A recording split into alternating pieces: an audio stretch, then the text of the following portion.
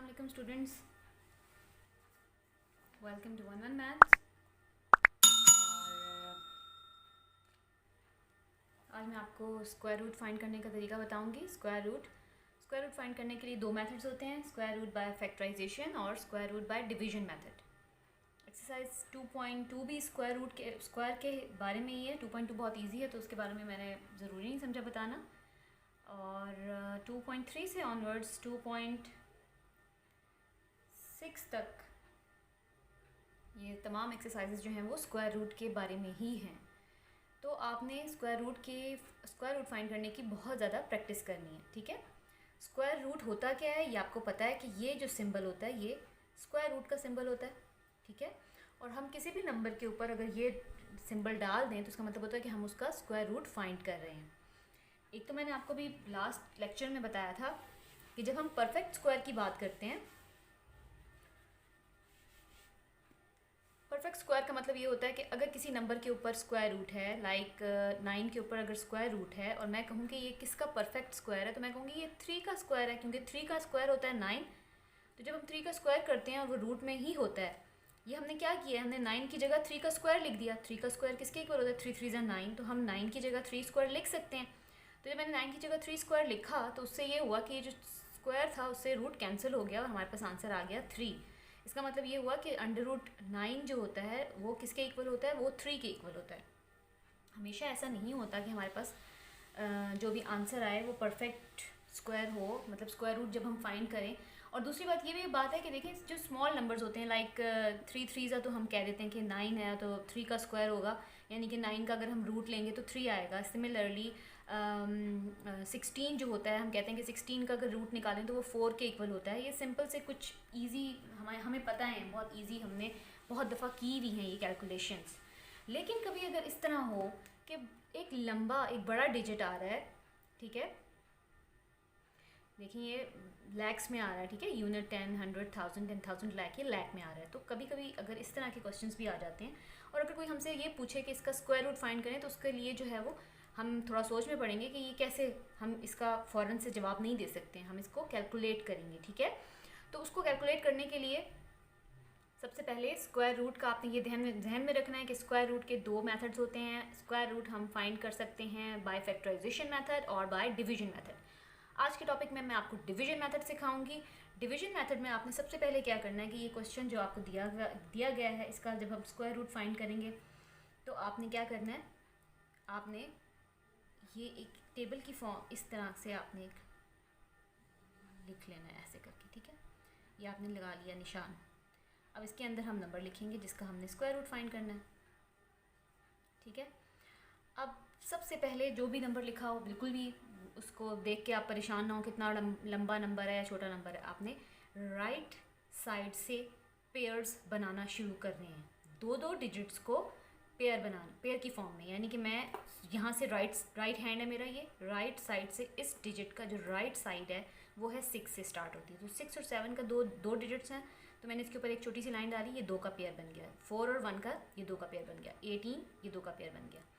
अब इसको करने का फ़ायदा क्या हुआ, इसको करने से ये हुआ मैं आपको स्क्वायर रूट डिवीजन मेथड के तरीके से समझा रही हूँ, ठीक है। अब इससे करने से ये हुआ कि अब जब मैं जब मैं सॉल्व करना शुरू करूँगी तो मैं क्या करूँगी, मैं देखिए मैं 1 के करीब मैंने कोई ऐसा नंबर सोचना है जिसको उसी नंबर से मल्टीप्लाई किया जाए तो 18 के करीब करीब कोई नंबर आए, ठीक है। अब वो क्या होगा, अब देखिए 2 को जब मैं 2 से करती हूँ तो आता है 4, 3 को मैं 3 से करती हूँ तो आता है 9। मैंने 18 के करीब करना है और कोई ऐसा नंबर लेना है कि जिसको उसी नंबर से मल्टीप्लाई किया जाए तो 18 के करीब आए।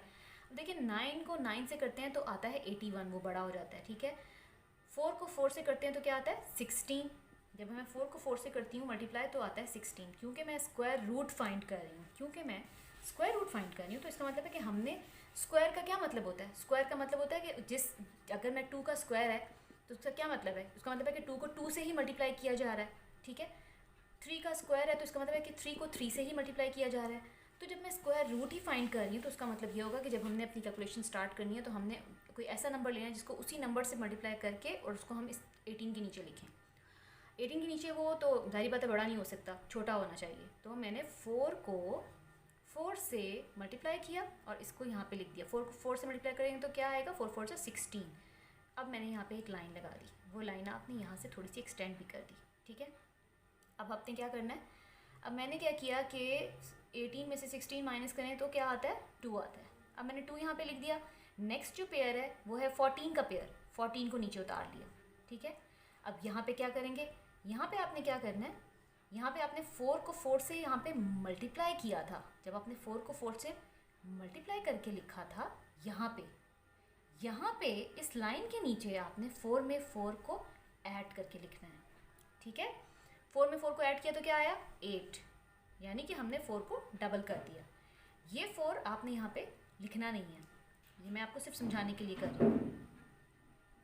अब यहाँ पे 8 आ गया। अब 8 को हम किस नंबर से मल्टीप्लाई करें कि वही नंबर, कोई ऐसा नंबर हो जो जिसको उसी नंबर से हम मल्टीप्लाई करें तो आंसर 214 के करीब आना चाहिए। अब हमने ये करना है। अब देखें 8 के आगे मैं कोई ऐसा नंबर लिखूंगी जिसको उसी नंबर से मल्टीप्लाई किया जाए। लाइक 82 अगर मैं लिखूं तो मैं 82 को 2 से ही मल्टीप्लाई करूं तो आंसर जो आएगा वो यहाँ पे लिखूंगी मैं, ठीक है। क्योंकि हम जब यहाँ पे कोई भी नंबर लिख रहे हैं तो हम वो सेम होना चाहिए, ठीक है।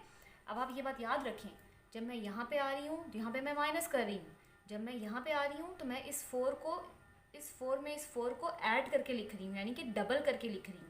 ये 4 लिखना नहीं है, ये मैं सिर्फ आपको समझाने के लिए बता रही हूँ। और यहाँ पे भी मल्टीप्लाई का साइन लिखना नहीं है। सिर्फ ये बात आप याद रखें कि जब आप 4 को 4 से मल्टीप्लाई कर रहे हैं तो आंसर जो आ रहा है उसको यहाँ पे लिख रहे हैं आप, जहाँ पे जो आंसर आ रहा है उसको माइनस कर रहे हैं। लेकिन यहाँ पे इस 4 को आपने डबल करके लिखना है। डबल किस तरह करना है कि 4 में 4 को ऐड करके आपने यहाँ पे लिख दिया। अब मैं 82 को 2 से मल्टीप्लाई करूँगी, यानी कि यहाँ पे जो ये दो नंबर्स हैं ये सेम होने चाहिए। 2 2 ज़ा 4 और 2 8 ज़ा 16। अब आ रहा है 164 आ रहा है। तो मैं सोच रही हूँ कि मैं 83 को भी 3 से मल्टीप्लाई करके देख लेती हूँ। हो सकता है कि इससे थोड़ा सा करीब और ज़्यादा करीब नंबर आ जाए। तो 3 3 ज़ा 9 और 3 8 ज़ा 24। तो अब यहाँ आ रहा है 249, जो कि बड़ा है। यहाँ पे तो 214 है, तो इसका मतलब ये होगा कि 82 को 2 से अगर हम मल्टीप्लाई करेंगे तो 164 आएगा। तो मैंने यहाँ पे 2 को 2 से, यानी कि असल में मैं 82 को 2 से मल्टीप्लाई कर रही हूँ, लेकिन मैंने यहाँ पे जो डिजिट्स लिखे हैं वो सेम हैं। ये बात आपको समझ आ रही है? तो मैंने यहाँ पे भी 2 लिख दिया और यहाँ पे भी 2 लिख दिया। अब मल्टीप्लाई क्या किया, मल्टीप्लाई मैंने 82 को 2 से किया तो आया 164। अब क्या आया जी, अब मैंने फिर दोबारा लाइन लगाई। यहाँ पे मैंने करना है माइनस किया तो 4 में से 4 माइनस किया तो आ गया 0। इधर से 2 से इधर कैरी लिया, 11 हो गया। 11 में से 6 माइनस किया, आ गया 5। 1 में से 1 माइनस किया 0, उसकी कोई वैल्यू नहीं, मैं नहीं लिखूंगी। अब मैं नेक्स्ट पेयर देखूंगी क्या है। 1/4 तो मैंने उतार लिया था, नेक्स्ट पेयर था 76। नेक्स्ट पेयर को मैंने उतारा। अब जब नेक्स्ट पेयर को उतारा तो यहाँ पे मैंने क्या किया, यहाँ पे देखें जब मैंने 82 को किससे मल्टीप्लाई किया था, 2 से मल्टीप्लाई किया था। तो इसका मतलब है यहाँ पे मैं क्या ऐड करूँगी, 2 को ही ऐड करके लिखूंगी। तो यहाँ पे लिखूंगी 84। अब यहाँ पे 84 लिखा। अब मैंने 84 के आगे कोई ऐसा डिजिट लिखना है जिसको उसी डिजिट से मल्टीप्लाई किया जाए तो आंसर 5076 है। अब मैं 84 के आगे कोई ऐसा डिजिट, और अब आगे जो लिखना होता है तो उसके लिए आप ये बात अपनी जहन में रखें कि मैं इस तरह से सोचती हूँ कि 6 है तो इसका मतलब है कोई ऐसा नंबर हो जिसको मल्टीप्लाई उसी नंबर से किया जाए तो आंसर में आखिर में 6 आए। तो मैंने ये सोचा कि अगर मैं 4 4 आता है 16, यानी कि आखिर में 6 आता है। तो मैंने सोचा कि अगर मैं 84 को 4 इसके आगे 4 लगा दूं और इसको 4 से ही मल्टीप्लाई कर दूं तो 4 4 सा क्या होता है 16, 16 का 6 1 कैरी, 4 4 सा 16 और 1 ऐड किया तो 17 7 1 कैरी, 4 8 सा 32 1 प्लस किया तो क्या आया 33। तो ये तो बहुत छोटा आ गया, हमें थोड़ी बड़ी रकम चाहिए। तो हो सकता है फिर मैंने ये सोचा कि 4 4 सा तो 16 होता है, लेकिन 6 6 भी तो 36 होता है और 36 के आखिर में भी 6 आता है। तो फिर मैंने ये सोचा कि मैं अगर 846 को 6 से मल्टीप्लाई करूँ, 6 is 36, 6 3 carry, 6 4 6 is 24, 25 26 27 2 carry, 6 8 is 48, 49 50। ये देखिए सेम नंबर आ गया जो हमें यहाँ पे चाहिए था।